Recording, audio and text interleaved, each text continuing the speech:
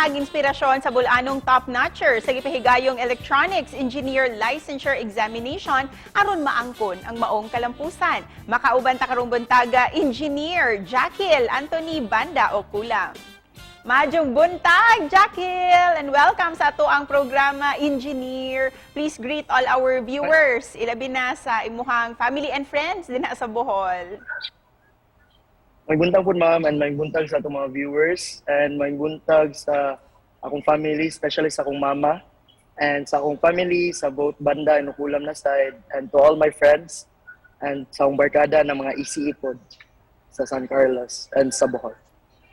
Una sa tanan, congratulations, Engineer Jackil! Ug nabutang ka sa 8th place sa Electronics Engineer Licensure Examination. Nisink in na ba nga nakuha ni nimo nga achievement? Thank you kayo ma'am. To be honest, wala pa gyud, and pero naginahinay na mag-sink in, and naginahinay na nagdawat nga tinuod de jud ni damunggo. So karon kay lipay lang jud kay ko nga na-appeal ko sa top notcher. Can you take us back katong pagkaybaw nimo nga you got the 8th place, 8th spot sa exam? Kinsa imuhang unang gitawgan? One ma'am, sa among panimalay kay hinay jud yung signal. Then naghigdar ko ato, nagtan-aw ko movie. Then nakadawat na bitaw ko og chat from my friends, from people na nag-congrats mo to. Excited kay ko, kay excited at the same time kulbaan jud ko kay bawo kung tinuod ba or insta. Then dagandagan ko sa kalsada. Kay na may signal sa kalsada. Jackil, we learned na imuhang mama kay nanarbaho abroad.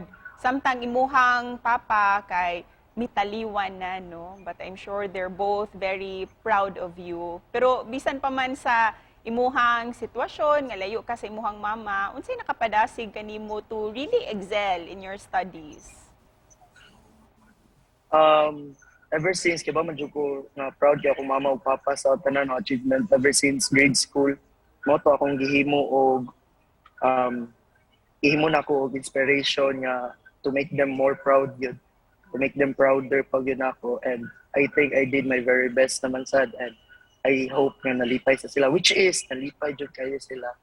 And okay ba ko sa akong papa, nalipay jud kayo akong papa karon. Para kanimo nga consistent man jud ka nga achiever, no, ilabi na sa mga grado, unsa ang mga effective study skills ang nakatabang nimo to really prepare for this licensure exam? Unsay mga tips nga pwede nimong ikahatag ilabi na sa mga estudyante dinha nga nagtan-aw nato karon?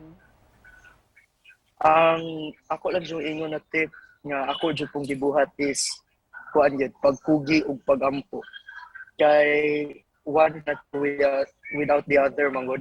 Dili pwede nga kugi ra ka, di pwede nga ampo ra ka tanan. So mo na akong gibuhat, nagkugi jud og taman, and at the same time ampo jud og taman.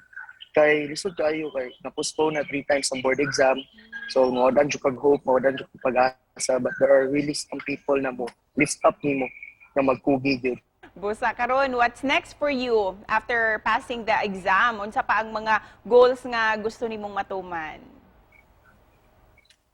Sa pagkakaroon, ma'am, kay I am rendering my service sa usa ka public school diri sa Amos, San Roque National High School.